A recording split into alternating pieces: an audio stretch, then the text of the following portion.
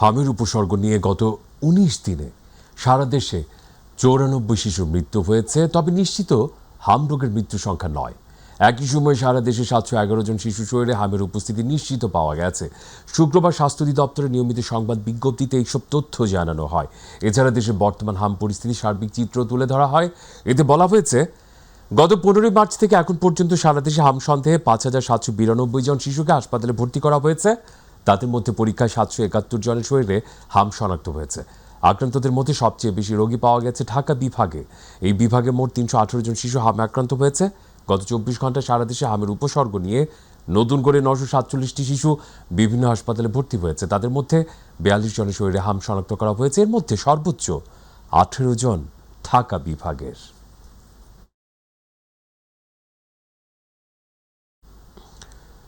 বরগুনায় বাড়ছে হাম সংক্রমণের আতঙ্ক। বিশেষ করে শিশুদের মধ্যে বেশি দেখা যাচ্ছে এই রোগের প্রাদুর্ভাব। ইতোমধ্যে জেনারেল হাসপাতালে ভর্তি হয়েছেন বেশ কয়েকজন রোগী। রোগীর চাপ বাড়লেও সেবার মান ধরে রাখার চেষ্টা চলছে বলে জানিয়েছে হাসপাতাল কর্তৃপক্ষ। আমাদের বরগুনার প্রতিনিধি মোহাম্মদ শফিকুল ইসলাম স্বপনের তথ্যচিত্রে বিস্তারিত তথ্য তামান্না সাদিকার। বরগুনা জেলায় হামে আক্রান্ত শিশুর সংখ্যা ক্রমেই বাড়ছে। জেলার সিভিল সার্জন কার্যালয়ের তথ্য অনুযায়ী উপসর্গ নিয়ে আসা ৯৮ জনের মধ্যে ২৬ জনের শরীরে হাম পাওয়া গিয়েছে। বরগুনা ২৫০ শয্যা জেনারেল হাসপাতালে হাম আক্রান্তদের জন্য রাখা হয়েছে ৩৭টি শয্যা। রোগীকে হাসপাতালে ভর্তি করানোর পর তারা জানতে পারছেন হামে আক্রান্ত হয়েছেন। আমরা মনে করছি লুতি, বাড়িতে বসে পরিষ্কারভাবে রাখছি, তারপরে দেখি মুখ দিয়ে কিছু খাইতে পারে না খাওয়ানে আমরা স্যারের কাছে নিয়ে এসি। জ্বর ওঠার পরেই ৩-৪ দিন আগে আর কি দেখি এই গায়ে শরীরে আর কি এইভাবে লাল হয়ে যাচ্ছে। জ্বর কমে না, আজকে ১০ দিন, এরপরে ১০ দিন পরে এখন তো একটু বেশি কমছে। এই এখন হামে গেছে, হাম হয়েছে পরে এই জায়গায় আসছে। ৩ দিনের মাথায় আর কি নাকি বাচ্চার গায়ে একটু গুড়ি কি যেন উঠছে, ডাক্তার দেখে বলছে হাম, এটা নাকি বলে ছোঁয়াছে এই রোগ, সেই জন্য আমাদের এখানে ৫ তলায় আনছে। তবে বরগুনা জেনারেল হাসপাতালের এই কর্মকর্তা জানান, দ্রুত ব্যবস্থা নেয় আমরা আশাবাদী এটি নিয়ন্ত্রণে রাখা সম্ভব হবে। মিজলস একটি সংক্রামক রোগ এবং খুবই ছোঁয়াচে একটা রোগ, বাতাসের মাধ্যমে এটা ছড়ায়। সাধারণত ১ বছরের আশেপাশে এই বয়সের বাচ্চাদের বেশি হওয়ার কথা, কিন্তু এখন আমরা দেখতে পাচ্ছি যে ৩ মাস, ৪ মাস, ৬ মাসের বাচ্চাদেরও এই হাম রোগটা হচ্ছে। কিছু কিছু রোগী আমাদের হাসপাতালে ভর্তি দেওয়া লাগতেছে, যেসব রোগী একটু সুস্থ, জ্বর আছে কিন্তু খাওয়া দাওয়া করতে পারতেছে, তাদেরকে আমরা বাসায় রেখে চিকিৎসা করতেছি। হামের উপসর্গ দেখা দিলে দেরি না করে দ্রুত হাসপাতালে নিতে হবে এবং আক্রান্তদের আলাদা রেখে চিকিৎসা নিশ্চিত করতে হবে। তামান্না সাদিকা, মাই টিভি। হাম সংক্রমণে কুষ্টিয়া জেলায় উদ্বেগজনক পরিস্থিতি তৈরি হয়েছে। গত ২৪ ঘন্টায় বহু শিশু আক্রান্ত হয়ে হাসপাতালে ভর্তি হয়েছে এবং আইজা ও ইব্রাহিম সহ ৪ শিশুর মৃত্যু হয়েছে। বর্তমানে ১৩০-এর বেশি শিশু চিকিৎসাধীন।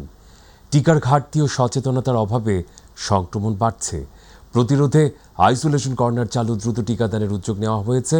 হাসপাতালের ওয়ার্ডে ইতোমধ্যে হামের রোগীদের জন্য আলাদা কর্নার করা হয়েছে। তবে রোগীর চাপ বেড়ে যাওয়ায় সাধারণ শিশু ওয়ার্ডেও চিকিৎসা নিতে হচ্ছে অনেককেই। এতে দেখা দিয়েছে শয্যা সংকটও। কুষ্টিয়া জেলা সিভিল সার্জন অফিসের তথ্যমতে জেলায় এ পর্যন্ত অন্তত ৩০০-র অধিক শিশু হামের উপসর্গ নিয়ে বিভিন্ন হাসপাতালে ভর্তি হয়েছিলেন। বর্তমানে ১৩০ জনের অধিক শিশু জেলার বিভিন্ন হাসপাতালে চিকিৎসাধীন রয়েছে। জেলায় মোট ৪ জন শিশু হামের উপসর্গ নিয়ে মারা গেছে। মানিকগঞ্জে দিন দিন বেড়েই চলেছে হামে আক্রান্ত শিশুর সংখ্যা। গত ২৪ ঘন্টায় জেলায় নতুন করে ২৩ জন শিশু হামে আক্রান্ত হয়েছে। হামে আক্রান্ত শিশুরা মানিকগঞ্জ মেডিকেল কলেজ সহ সরকারি বেসরকারি বিভিন্ন হাসপাতালের হাম ইউনিটে চিকিৎসা দেওয়া হচ্ছে। এছাড়া রোগীর সংখ্যা বেড়ে যাওয়ায় বেডের পাশাপাশি মেঝেতে বিছানা পেতে চিকিৎসা দেওয়া হচ্ছে হামে আক্রান্ত শিশুদের। এ নিয়ে জেলায় গত ৪ মাসে ৬৩ জন শিশু হামে আক্রান্ত হয়েছে। এর মধ্যে অনেকে সুস্থ হয়ে বাড়ি ফিরেছে। তবে হাম থেকে সুস্থ হলেও ঠান্ডা, কাশি ও জ্বরে ভুগছে অধিকাংশ শিশুরা।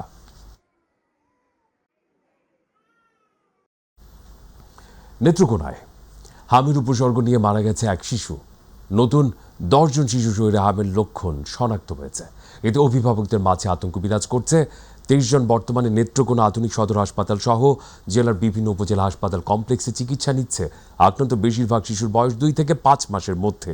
এছাড়া আক্রান্তদের চিকিৎসার জন্য নেত্রকোনা সদর হাসপাতালে আলাদা আইসোলেশন ওয়ার্ড চালু করা হয়েছে। এদিকে সংক্রমণ নিয়ন্ত্রণে জেলায় 6 মাস থেকে 10 বছর বয়সী সকল শিশুকে আগামীকাল রবিবার থেকে হামের টিকা দেওয়া শুরু হবে বলে জানিয়েছেন civil surgeon doctor Mohammad Golam মাওলা। পরিস্থিতি নিয়ন্ত্রণে টিকাদান কর্মসূচির পাশাপাশি জনসচেতনতা বাড়াতে বিভিন্ন উদ্যোগ নেওয়া হচ্ছে। এছাড়া সতর্ক থাকার পরামর্শ দেন সিভিল সার্জন। অন্যান্য প্রসঙ্গ, রাজধানীর কদমতলী এলাকায় একটি গ্যাস লাইটার তৈরির কারখানায় ভয়াবহ অগ্নিকাণ্ডের ঘটনায় 5 জনের মরদেহ উদ্ধার করেছে ফায়ার সার্ভিস। দুপুরে কেরানীগঞ্জের কদমতলী গোলচত্বর এলাকায় অবস্থিত ওই কারখানায় আগুনের সূত্রপাত হয়। ফায়ার সার্ভিসের নিয়ন্ত্রণ কক্ষের দায়িত্বরত কর্মকর্তা জানান, দুপুর 1টা থেকে 1:11 তারা আগুন লাগার খবর পান। 7টি ইউনিট আগুন নিয়ন্ত্রণে আনার কাজ করে। দুপুর 2:30টার দিকে আগুন নিয়ন্ত্রণে আসে।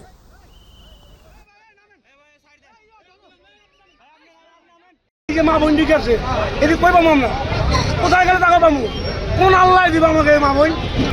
3 জন উদ্ধার আছে, ভিতরে আরো অনেকজন আছে। তো আমরা স্যারদের কাছে আশা করবো তারা সভাপতি উন্নয়ন উদ্ধার করে দেব।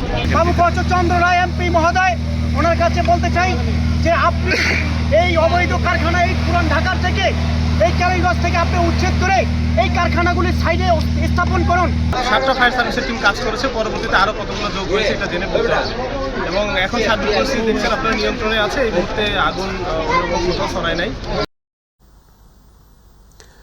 মাদারীপুরের কালকিনি ও ডাসার উপজেলায় তীব্র ডিজেল সংকট দেখা দেওয়ায় বোরো ধান ও পাট ও চাষিরা চরম বিপাকে পড়েছেন। সেচের জন্য প্রয়োজনীয় ডিজেল না পাওয়ায় জমিতে পানি দিতে পারছেন না কৃষকরা, ফলে ফসলের ব্যাপক ক্ষতির আশঙ্কা দেখা দিয়েছে। দ্রুত সরবরাহ স্বাভাবিকের দাবি কৃষকদের। অপরদিকে প্রশাসন বলছে সমাধানের কাজ চলছে। বিস্তারিত জানাচ্ছেন প্রতিনিধি মোহাম্মদ জিয়াউদ্দিন লিয়াকত।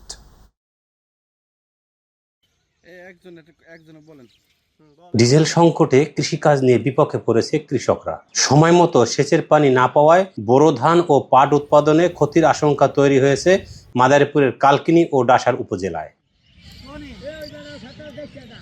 জ্বালানি সংকটে ট্রাক্টর ব্যবহার করতে পারছেন না কৃষকরা। কৃষকদের অভিযোগ, ঘন্টার পর ঘন্টা লাইনে দাঁড়িয়ে থেকেও ডিজেল পাওয়া যাচ্ছে না। অন্যদিকে ডিজেল সংকটে সেচ পাম্প ও ট্রাক্টর মেশিন বন্ধ থাকায় চরম ক্ষতির মুখে পাট চাষিরা। সময় মতো সেচ দিতে না পারায় পাট বীজ বপনে দেরি হয়, পাটের বৃদ্ধি ব্যাহত হচ্ছে। তেলের জন্য বই ভিজাইতে পারছি না, মাটি শুকনা, সার বনতে পারছি না। টিলার বন্ধ হয়ে গেছে, তেল বাগুর আর তেল তো পাম্পে আগে পাই না।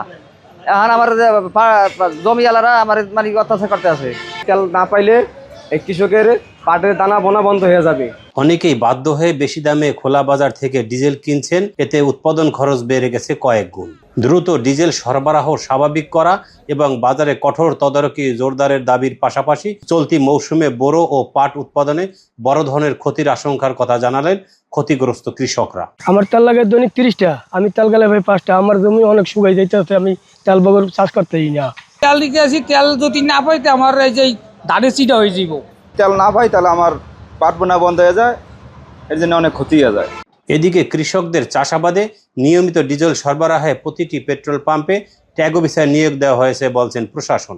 পাম্প মালিকদের সাথে নিয়মিত যোগাযোগ রাখতেছি এবং ইতিমধ্যে একজন ট্যাগ অফিসার নিয়োগ দেওয়া হয়েছে, যাতে কৃষকদের আসলে প্রতিদিন অন্তত তেল দেওয়া হয়। নিজস্ব সময় বেঁধে দিয়েছি, সকাল 8টা থেকে সকাল 10টা পর্যন্ত এবং রাত 8টা থেকে যতক্ষণ পর্যন্ত ডিজেল থাকে ততক্ষণ পর্যন্তই কৃষকদেরকে ডিজেল সরবরাহ করার নির্দেশনা দেওয়া হয়েছে।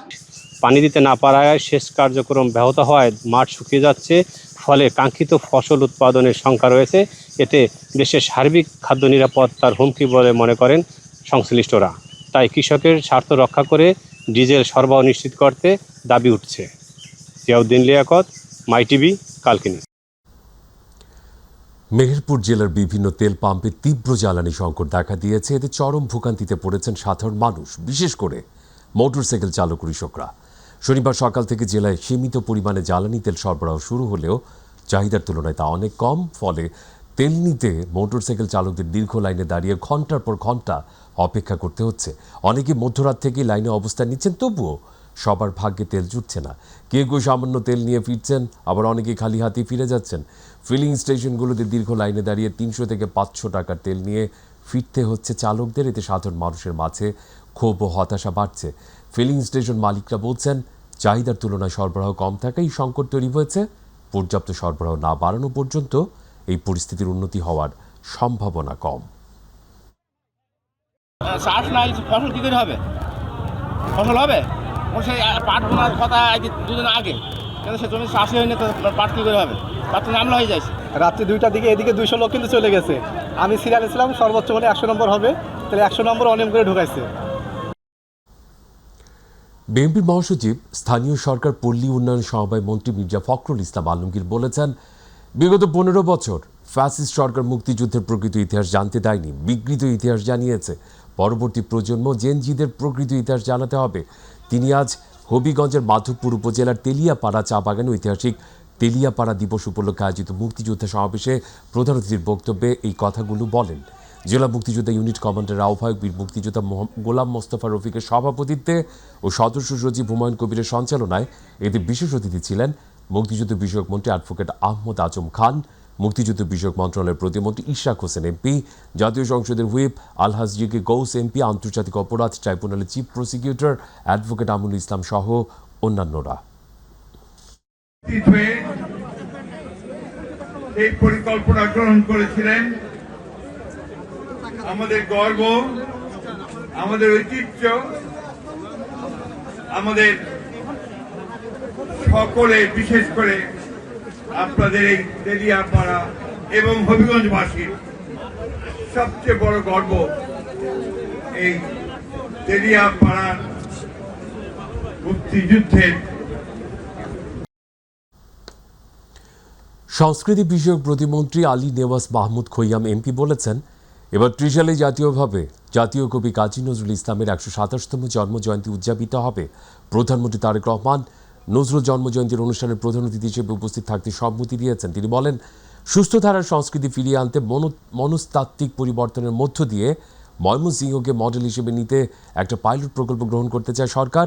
সকালে ময়মনসিংহের ত্রিশালের নজরুল অডিটোরিয়াম কাম কমিউনিটি সেন্টারে বিভাগীয় কমিশনের কার্যালয়ে আয়োজিত জাতীয় কবি কাজী নজরুল ইসলামের 127তম জন্মজয়ন্তী 2026 উদযাপন এবং ময়মনসিংহ বিভাগের সংস্কৃতি বিকাশে করণীয় শীর্ষক মত বিনিময় সভায় তিনি এসব কথা বলেন।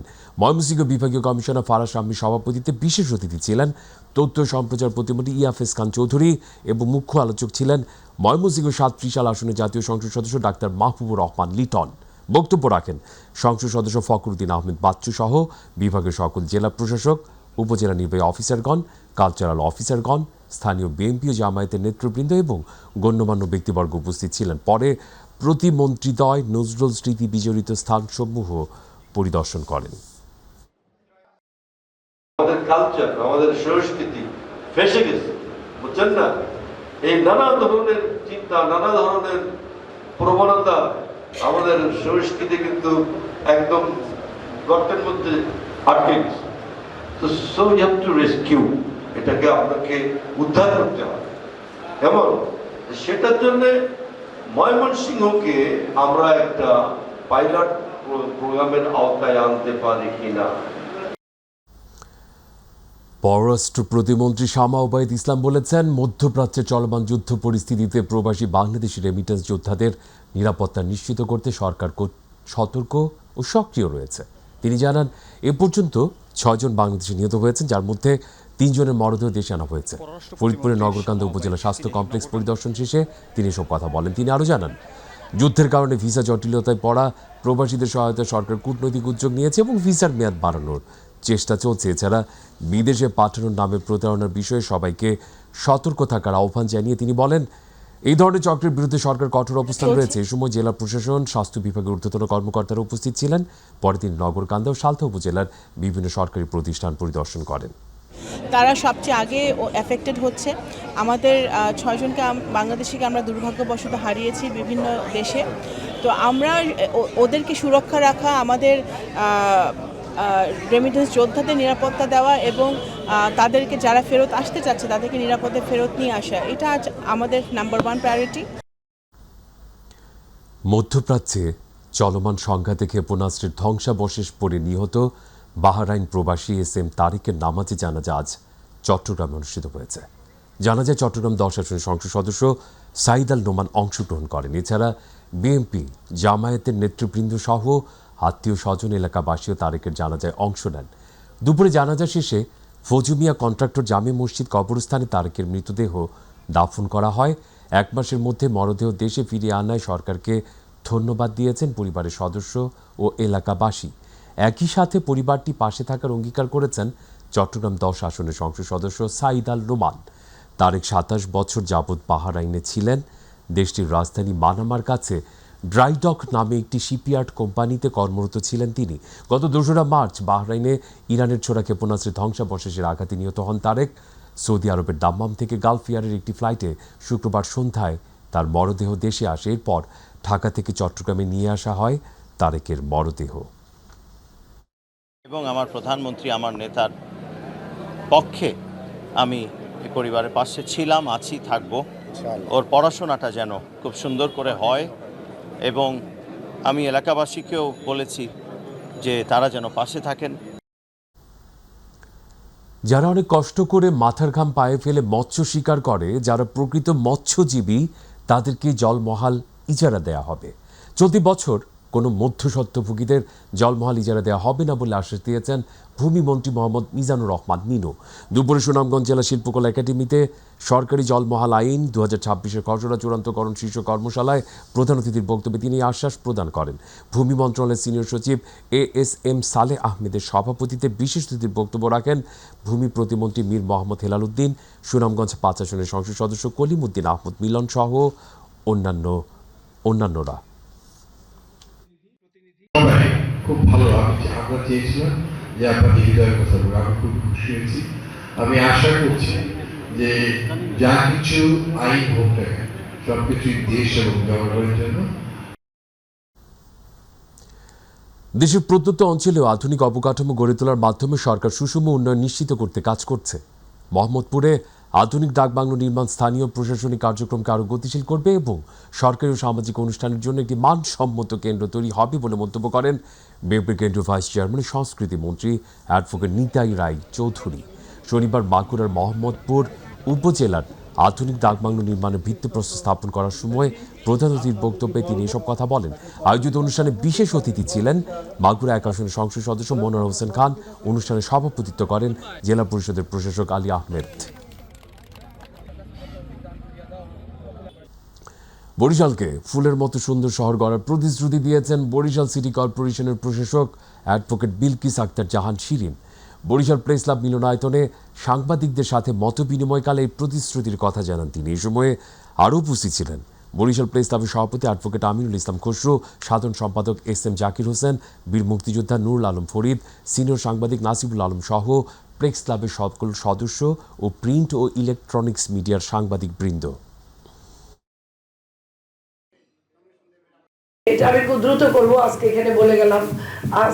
আজকেই আমরা একটা ফোয়ারা উদ্বোধন করছি চৌমাথা লেকের পাড়ে। আপনাদের সবাই সহযোগিতা চাই, কারণ আমি সেদিন এই বরিশালের মেয়ে, আপনারা কিন্তু বরিশালের সন্তান। সুতরাং আমরা ভাই বোন, আমরা সিটি কর্পোরেশন প্রেস ক্লাব সবাই মিলেমিশে শহরটাকে একটা সুন্দর শহর করতে পারি কিনা। শেরপুর 3 শ্রীবর্দী ঝিনাইঘাটি আসনের ত্রয়োদশ জাতীয় সংসদ নির্বাচনকে সামনে রেখে ঝিনাইঘাটিতে জামায়াতে ইসলামীর মনোনীত প্রার্থী আলহাজ মাসুদুর রহমানের দাঁড়িপাল্লার প্রতীকে নির্বাচনী জনসভা অনুষ্ঠিত হয়েছে। দুপুরে ঝিনাইঘাটি স্টেডিয়াম মাঠে আয়োজিত জনসভায় উপজেলা জামায়াতের আমির মাওলানা নুরুল ইসলামের সভাপতিত্বে প্রধান অতিথি ছিলেন বাংলাদেশ জামায়াতে ইসলামের সেক্রেটারি জেনারেল অধ্যাপক মিয়া গোলাম পরওয়ার।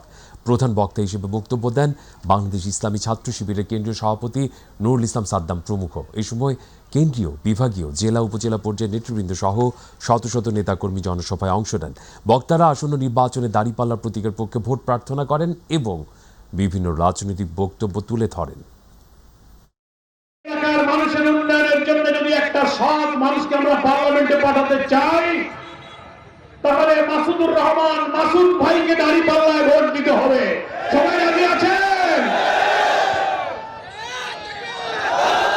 এই ঝিনাইগাতির মাঠ, এই ঝিনাইগাতির জমিন মাওলানা ইনাউল করিমের রক্তে রঞ্জিত হয়েছে। শহীদ মাওলানা ইনাউলের রক্তের বদলা নিতে গেলে দাঁড়িপাল্লাকে বিজয়ী করতে হবে। ফরিদপুরের ভাঙ্গা উপজেলার হামিদ ইউনিয়নের মুনসুরাবাদ, খাপুরা, সিঙ্গারিয়া ও মাঝিকান্দায় 4 গ্রামবাসীর মধ্যে গতকাল সংঘর্ষের পর আজ সকাল থেকে ফের সংঘর্ষ হয়। ফজরের নামাজের পর থেকে সংঘর্ষ শুরু হয়ে চলে একটানা দুপুর পর্যন্ত। এই ঘটনায় পুলিশ সহ অর্ধশতাধিক আহত হয়েছে।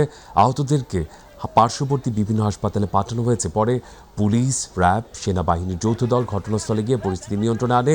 স্থানীয় সূত্রে জানা গেছে, খেলার মাইকিং করাকে কেন্দ্র করে গতকাল সন্ধ্যায় শুরু হয় 2 ঘন্টা ধরে চলা এই সংঘর্ষ, এবং এই সংঘর্ষে অন্তত 30 জন আহত হয়েছে। এই ঘটনায় বেশ কয়েকটি দোকানপাট ভাঙচুর করা হয়েছে।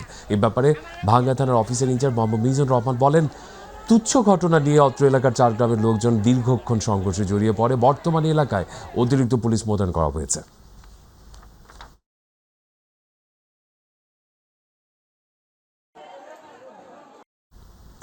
চট্টগ্রামের পতেঙ্গা থানাধীন বহিনঙ্গর এলাকায় সকালে একটি বিশেষ অভিযান পরিচালনা করে কোস্টগার্ড পূর্বজন। অভিযান চলাকালীন সন্দেহজনক একটি বোটে তল্লাশি চালিয়ে অবৈধভাবে শুল্ক কর ফাঁকি দিয়ে মিয়ানমারে পাচারের উদ্দেশ্যে বহনকৃত প্রায় 6,24,000 টাকা মূল্যের 6,000 লিটার ডিজেল, 6টি গ্যাস ভর্তি সিলিন্ডার, নগদ 15,896 টাকা ও পাচার কাজে ব্যবহৃত বোট সহ 4 জন বাঙালি ও 8 জন রোহিঙ্গা পাচারকারীকে আটক করা হয়।